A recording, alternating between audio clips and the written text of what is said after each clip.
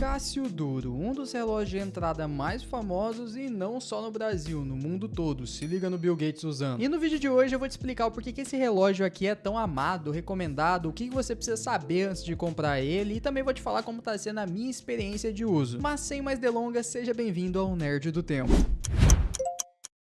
Primeiro ponto que a gente tem que falar é sobre a história dele. Lá em 2006, a Casio lançou o primeiro modelo do Cássio Duro, que foi o MDV 106, que foi produzido até 2021-2022. Isso porque a Casio perdeu a licença do Marlin, que é aquele peixe-espada que fica no mostrador. E desde então esse modelo foi descontinuado e foi lançado o MDV 107, que é praticamente idêntico. O que vai mudar é que não vai ter o Marlin. Mas se você faz questão do Marlin, hoje em dia você ainda consegue encontrar com estoque. Inclusive, turma, uma coisa importante. O meu intuito com esse vídeo não é te vender nada. Esse aqui é um canal para registrar minha jornada no mundo dos relógios. Mas eu sei que muita gente procura review com o intuito de comprar, então eu separei alguns links aí na descrição, são links de afiliado, então se você clicar neles vai estar ajudando muito o crescimento do canal. Você vai encontrar o 106, o 107, o 10, que é a versão reduzida, mas calma que a gente vai falar dele também. Voltando, outra coisa interessante quando você compra um relógio é saber a história dele. E aqui eu imagino que você já deve ter se perguntado por que ele tem esse nome suspeito, Cássio Duro. E existem duas teorias. A primeira é meio sem graça, que é só por causa da resistência dele, da durabilidade. Por ser um relógio com caixa de aço, uma resistência de até 200 metros debaixo d'água, vidro de cristal mineral. E a segunda versão é muito mais interessante, que diz que a Casio tem uma mina de exploração de quartz que se chama Duro. E esse relógio é um relógio movido a quartz, então ele foi agraciado com esse nomezinho. Mas ele também é conhecido como o Cássio do Bill Gates, porque ele já foi visto algumas vezes usando ele, mesmo sendo um cara bilionário. Não que ele não tenha um Patek Philippe guardado na cômoda do lado da cama dele, mas mesmo assim ele gosta de aparecer aí usando o Cássio Duro. Agora que você já tá um pouquinho mais culto, a gente pode falar da construção do relógio. Esse aqui é um relógio diver, um relógio de mergulho, então tudo nele foi pensado para aguentar pressão. A primeira coisa que a gente nota é que ele é um relógio com uma caixa toda feita em aço inoxidável. E por que isso é bom? Porque o aço reduz bastante o risco de corrosão. Então aí já vimos que ele resiste melhor à água do mar. Inclusive ele resiste até 200 metros, como vem indicado ali no mostrador dele. E por mais que a caixa seja de aço, ela ainda arrisca, tá? Se liga na parte de trás do meu como é que tá. E aproveitando que a gente tá falando da parte de trás, eu vou te ensinar como identificar se o seu Cássio Duro é original ou não. Tá vendo que ele tem como se fosse uns dentes ali naquele encaixe da tampa traseira? Então, quer dizer que ele tem um encaixe rosqueado. A maioria das imitações vai ter fundo por pressão, diferente desse aqui. Agora a segunda coisa da construção dele, o bezel giratório só para um sentido. Isso aqui surgiu como uma forma do mergulhador controlar o seu tempo de mergulho sem depender de um mecanismo muito complexo, como de um cronógrafo. Porque querendo ou não, quando você tem um sistema complexo, você também fica exposto a erros. E aqui, quando o mergulhador vai mergulhar, ele pega o bezel e alinha aquele indicador da parte de cima com o ponteiro dos minutos. E aí sim ele consegue bater o olho ali com maior facilidade na hora que ele estiver mergulhando para ver quanto tempo passou, só olhando no bezel. Inclusive, uma curiosidade é que se você olhar, a maioria dos divers vai ter ali uma marcação do 0 ao 15 ou do 0 ao 20. Isso porque era o tempo mais comum de mergulho, então ele já vem até marcado ali. E o bezel só funcionar no sentido anti-horário tem um motivo também, que é para caso o mergulhador esbarrar em alguma coisa, o bezel nunca girar no sentido horário e acabar aumentando o tempo dele. Então, na pior das hipóteses, se tiver alguma alteração no bezel, vai ser sempre para diminuir o tempo no sentido anti-horário, porque aí ele vai voltar para a superfície antes da hora que ele programou, nunca depois, porque aí sim ia ser um erro crítico. Inclusive, muita gente gosta do barulhinho do bezel quando tá girando. Eu mesmo, quando eu tô meio nervoso ali, tô usando ele, eu começo a girar do nada.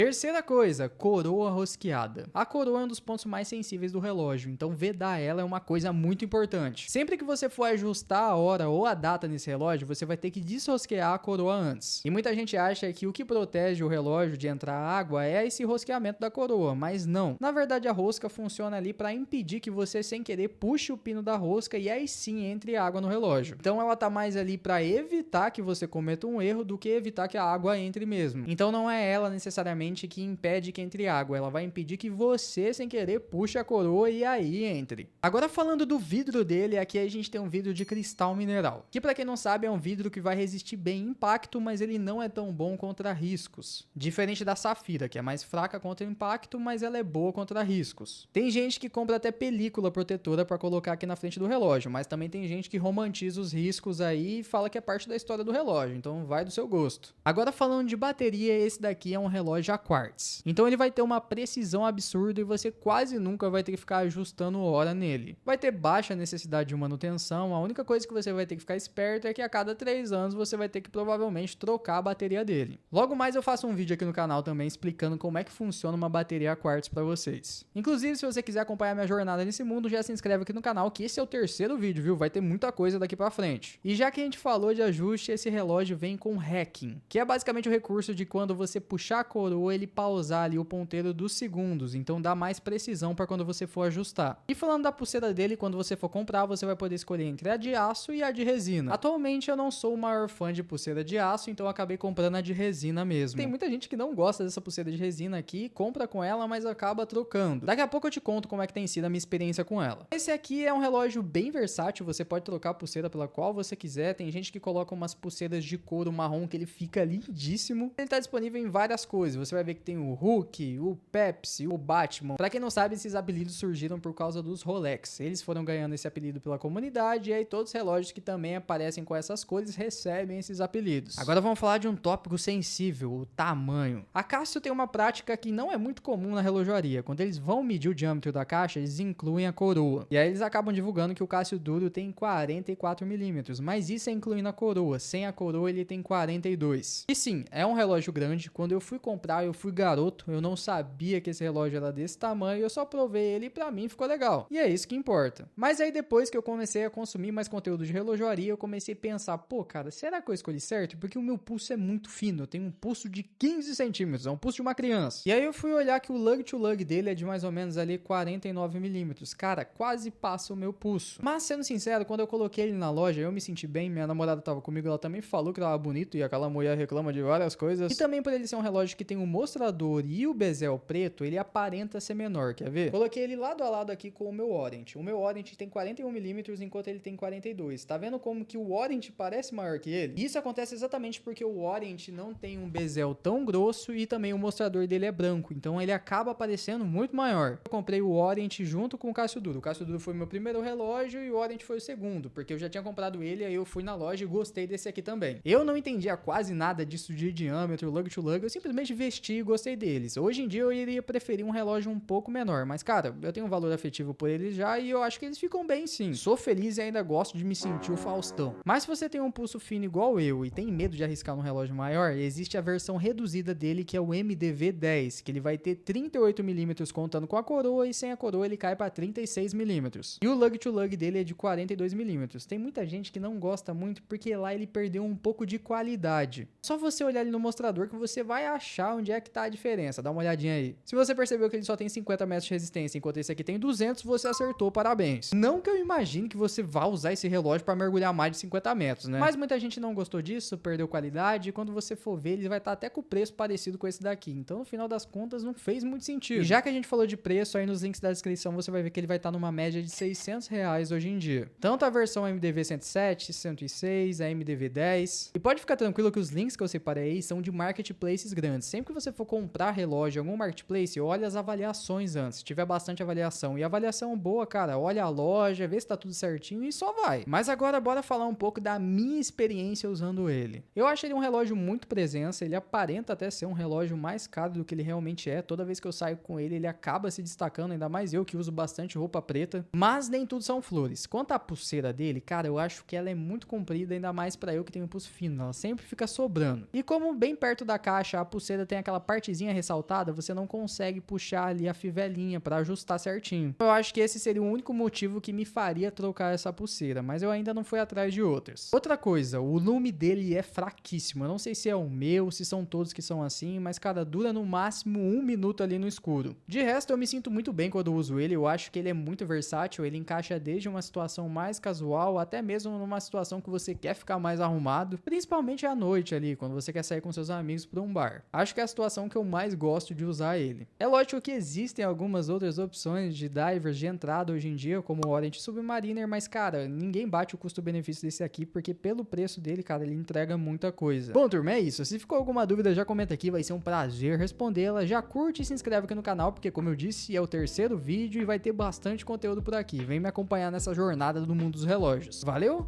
Fui!